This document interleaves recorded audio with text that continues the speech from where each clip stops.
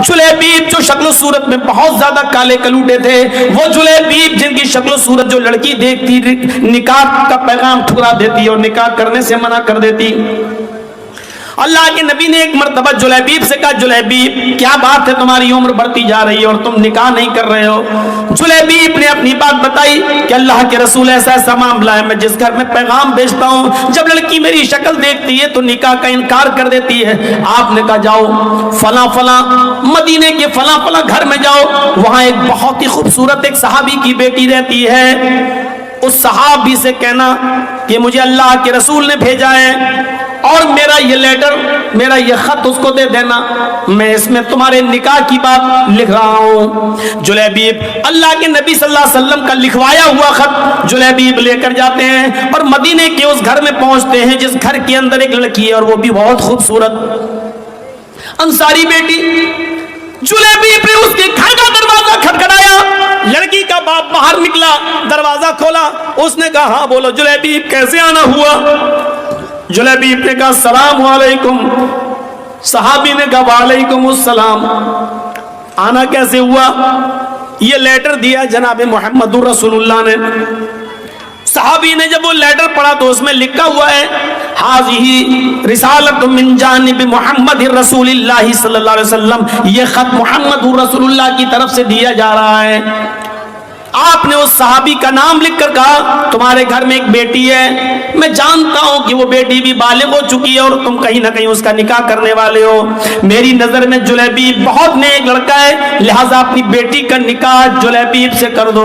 और ये मैं तुम्हें मशवरा नहीं दे रहा हूं बल्कि ये मेरा हुक्म है कि तुम अपनी बेटी का निकाह जुलैबीब से कर दो। जुलैबीब का चेहरा देखता वो साहबी, कहता ये कैसे हो सकता है, बेटी मेरी है और जुलैबीब की शक्ल सूरत इतनी भयानक इतनी काली शक्ल सूरत ऐसी। कहता हरगिज नहीं, मैं अपनी बेटी का हाथ तुम्हें कैसे दे दूं। जुलैबीब कहते हैं मैं कहां कह रहा हूं, मुझे तो अल्लाह के रसूल ने ये लेटर देकर भेजा है। अंदर से जब लड़की जुलैबीब की और अपने बाप की बहस सुनती है तो थोड़ा सा बाहर निकल के आती है और कहती है अब्बू जान क्या बात है। कहा बेटी ये अल्लाह के नबी ने लेटर दिया है। बेटी ने जब वो लेटर पढ़ा तो लेटर पढ़ने के बाद कहती है अब्बू जान इससे तो मैं भी निकाह नहीं करना चाहती, लेकिन लेटर में तो लिखा हुआ है कि ये मेरा हुक्म है, मशवरा नहीं। अल्लाह के रसूल का हुक्म अगर हमने नहीं माना तो हमारी आखिरत भी बर्बाद हो जाएगी और दुनिया भी बर्बाद। नबी अकरम का फैसला हमें हर हाल में मानना है। मैं भी नहीं चाहती हूं कि इस आदमी से निकाह करूं, लेकिन मोहम्मदुर रसूलुल्लाह का फरमान है इसलिए आमन्ना व सद्दकना, हमें मानना पड़ेगा। अल्लाह के नबी ने कहा होता मशवरा है तो मैं नहीं भी मानती, लेकिन ये तो हुक्म है मशवरा नहीं, इसलिए मानना पड़ेगा। बाप ने कहा बेटी क्या बात करती हो, जरा इसकी शक्ल तो देखो, इसका चेहरा तो देखो, इस आने वाले को तो देखो, इसकी शक्ल की तरफ तो जाओ। बेटी जो जवाब देती है उसको उर्दू के एक शायर ने यूं नकल किया है कि बेटी बोलती है नहीं नहीं। कहा अब्बू ने बेटी इस आने वाले की तरफ देख। बेटी कहती है न आने वाले को देख न जाने वाले को देख, न आने वाले को देख न जाने वाले को देख, देखना ही है तो खत के भेजने वाले को देख। बाप ने कहा बेटी माना तेरी बात सही है, लेकिन जरा इसकी शक्ल सूरत तो देखो, बेटी तू कैसे इसके साथ रहेगी। बेटी कहती है माना कि शक्ल है इसकी बदसूरत, माना कि शक्ल है इसकी बदसूरत और जिस्म है इसका मांद, माना कि शक्ल है इसकी बदसूरत और जिस्म है इसका मांद, मगर खत का भेजने वाला तो है 14वीं का चांद। मुझे इससे क्या मतलब, मुझे तो हुक्म रसूल की पाबंदी करना है, जनाब मोहम्मद रसूलुल्लाह की बात मानना है। फिर लड़की का बाप मजबूर होता है बेटी अगर तू तैयार है तो फिर मैं भी तैयार हूं, मैं भी अपनी आखिरत बर्बाद नहीं करना चाहता। और उस बाप ने अपनी बेटी का निकाह अल्लाह के रसूल के भेजे हुए उस कासिम हजरत जुलैबीब से अपनी बेटी का निकाह कर दिया। उस बेटी का बयान है कि जुलैबीब से अल्लाह के नबी ने मुझे जो निकाह कराया है, उस जुलैबीब ने मुझे इतना प्यार दिया, इतना प्यार दिया कि मेरी जिंदगी एक मिसाल बन गई। जुलैबीब के साथ मेरे निकाह में अल्लाह ने वो बरकतें रखी थी, वो बरकतें रखी थी जिसका तसव्वुर हम नहीं कर सकते थे। तो मेरे प्यारे साथियों حکم رسول دیکھو، شادی کے اندر آسانیاں پیدا کرو، اپنی بچیوں کے لیے بھی اور اپنے بیٹوں کی شادیوں میں بھی آسانیاں پیدا کرو۔ اللہ کے نبی نے فرمایا سب سے بابرکت نکاح وہ ہے جس کے اندر خرچہ سب سے کم ہو۔ حدیث دیکھ رہے ہیں، سب سے بابرکت نکاح وہ ہے، سب سے زیادہ برکت والا نکاح وہ ہے جس میں خرچہ سب سے کم ہو۔ اللہ کے نبی کے زمانے کا نکاح دیکھیے آپ، آپ تصور کریں گے ایسا نکاح؟ ایک عورت آئی اور اللہ کے نبی کے پاس آ کر بیٹھ گئی، اس کے نہ باپ تھے نہ بھائی تھا، کوئی نہیں تھا، چچا کوئی نہیں تھا۔ اب وہ چاہتی تھی کہ میں اللہ کے رسول کی بیوی بن جاؤں، میرا نکاح اللہ کے رسول کے ساتھ ہو جائے۔ وہ آئی، اللہ کے رسول چند صحابہ کے ساتھ بیٹھے ہوئے تھے، تصور کیجئے آپ، دیکھیے ادھر، اللہ کے نبی کے پاس آئی اور بیٹھ گئی۔ اللہ کے نبی نے کہا کیوں، تم کیسے آئی ہو؟ تو کہتی ہے انی احب لک، اے اللہ کے رسول میں اپنے آپ کو ہبا کر رہی ہوں، یعنی میں آپ کے ساتھ نکاح کرنا چاہتی ہوں۔ اللہ کے نبی خاموش رہے۔ اس نے دوبارہ کہا، آپ پھر خاموش رہے۔ اس نے تیسری بار کہا اللہ کے رسول میں آپ سے شادی کے لیے آئی ہوں، نکاح کرنا چاہتی ہوں۔ تو صحابی بیٹھے ہوئے تھے بغل میں، کہتے ہیں اللہ کے رسول یہ عورت 3 بار کہہ چکی میں آپ سے نکاح کرنا چاہتی ہوں، آپ کچھ بول ہی نہیں رہے؟ ارے کرنا ہو تو کریے، نہیں کرنا ہو تو جواب دے دیجئے۔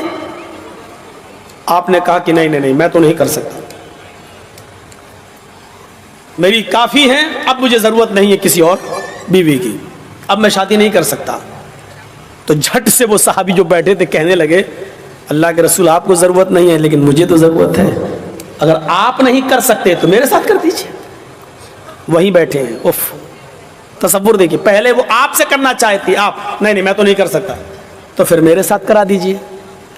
تو اللہ کے رسول نے اس عورت سے پوچھا دیکھو میں تو نہیں کر سکتا، یہ تم سے کرنا چاہتے ہیں، تم بھی ایک نظر ان کو دیکھ لو، اگر یہ پسند ہو تو تم ان کے ساتھ کر سکتی ہو اگر تمہیں ضرورت ہے۔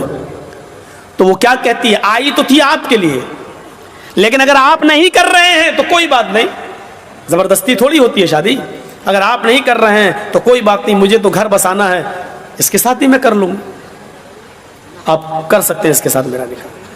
اللہ کے رسول نے کہا یہ عورت تیار ہو گئی اس کے ساتھ شادی کرنے کے لیے، تو آپ نے اس عورت سے نہیں پوچھا تیرے باپ ہیں کہ نہیں، لڑکے کو کیا دیں گے، کپڑا کتنا دیں گے، سونا کتنا ملے گا، ساڑی کتنی ملے گی، چادر کتنی ملے گی، آپ نے یہ سوال لڑکی سے نہیں کیا، عورت سے نہیں کیا۔ سب سے پہلا سوال صحابی سے، وہ تیار ہے لیکن نکاح بغیر مہر کے نہیں، پہلے یہ بتاؤ کہ تم اپنی بیوی کو مہر کیا دو گے؟ تو مہر کا نام سنا تو فوراً کہنے لگا ما عندی شیء، جب کچھ ہے ہی نہیں تو دوں گا کیا؟ اللہ کے نبی نے فرمایا جاؤ اپنے گھر میں تلاش کرو، شاید کوئی چیز مل جائے مہر دینے کے لیے۔ کہا ہاں ٹھیک ہے جا رہا ہوں۔ گیا گھر، اپنی ماں سے، اپنی بہن سے اور جو گھر میں ہوتے ان سے پوچھا کہ کچھ ہے، سب نے جواب دیا کچھ نہیں ہے۔ کہا کیوں؟ کہ شادی کرنا چاہتا ہوں، مہر دینے کے لیے کچھ نہیں ہے، گھر میں بہت کچھ ڈھونڈا چاہتا کچھ نہیں ملا۔ آیا کہا اللہ کے نبی صلی اللہ علیہ وسلم گھر میں نے بہت کچھ ڈھونڈا کچھ ملا ہی نہیں، ہے ہی نہیں، میں کیا دوں گا، ہے ہی نہیں میرے پاس مہر دینے کو۔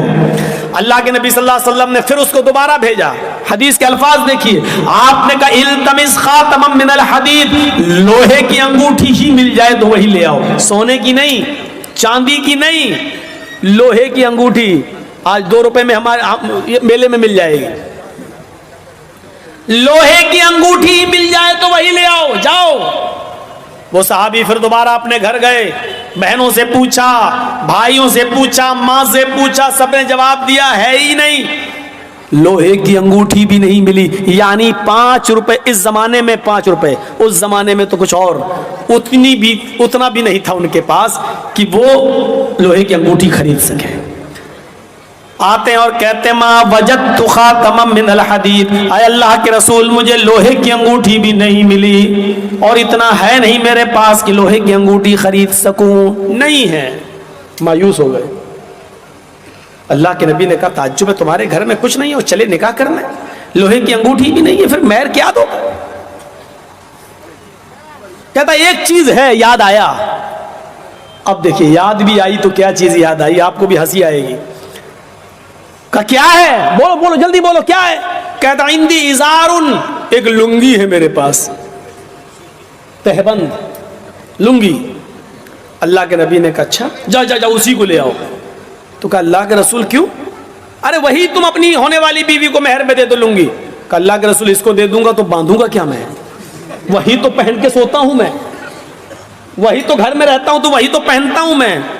تو اللہ کے رسول نے کہا وہ پرانی لنگی ہے. کہ ہاں. تو کہا وہ بھی تو نہیں دے سکتا ہے؟ کہا وہی ایک تو ہے جو پہن کے سوتا ہوں میں, اور کچھ نہیں ہے میرے پاس. تو کہا وہ بھی نہیں دے سکتا؟ کہا آدھی دے دوں گا, اس کو پھاڑ دیتا ہوں, آدھی دے دیتا ہوں. تو اللہ کے رسول نے کہا پھر آدھی اس کے کس کام کی ہے؟ جب تو لنگی کو آدھا کر دے گا, 2 ٹکڑوں میں بانٹ دے گا اور آدھا اس کو دے گا تو آدھے اس کی کوئی کام کی نہیں رہے گی, اور پھر آدھی تیرے پاس رہے گی وہ بھی کسی کام کی نہیں رہے گی, پھر تو باندھ بھی نہیں پائے گا. ارے دینا تو پوری دے. اس نے کہا اللہ کے رسول آدھی میرے پہننے کے کام نہیں آئے گی لیکن بچھا کے بیٹھنے کے کام تو آ جائے گی. نہیں پوری تو نہیں دوں گا چاہے نکاح ہو یا نہ ہو میرا. آپ نے کہا یہ بتاؤ تمہیں قرآن کتنا یاد ہے؟ اور سنو مسلمانوں, چادر نہیں ہے, لوہے کی انگوٹھی نہیں ہے, کپڑا نہیں ہے, کرتا نہیں ہے, پیجامہ نہیں ہے, پورے گھر کا سرمایہ میں ایک لنگی ہے, وہ بھی پرانی, اور وہ بھی پوری کی پوری دینے کے لیے تیار نہیں ہے. سونا نہیں, چاندی نہیں, کپڑا نہیں, دولت نہیں, ان سب چیزوں سے وہ دور تھا. لیکن جب اللہ کے نبی نے اس سے پوچھا کہ تمہیں قرآن کتنا یاد ہے بتاؤ, تو جھٹ سے بولا اے اللہ کے نبی قرآن میں ہمیں سورہ ملک یاد ہے, سورہ حشر یاد ہے, سورہ نبا یاد ہے, سورہ حاقہ یاد ہے, سورہ جمعہ یاد ہے, سورہ منافقون یاد ہے, سورہ قیامہ یاد ہے. آپ نے کہا کہ تمہیں اتنی صورتیں منہ زبانی یاد ہے؟ فرمایا ہاں. کہا پھر بھی کہہ رہے ہو کہ میرے پاس کچھ نہیں ہے, تمہیں یہ صورتیں یاد ہیں؟ کہاں. کیا تم یہ صورتیں اپنی ہونے والی بیوی کو سکھا دو گے؟ کیا اس کو بھی یاد کرا دو گے؟ کہا ہاں, اس میں کیا بڑی بات ہے, جو ہمیں یاد ہے وہ اس کو بھی یاد کرا دوں گا.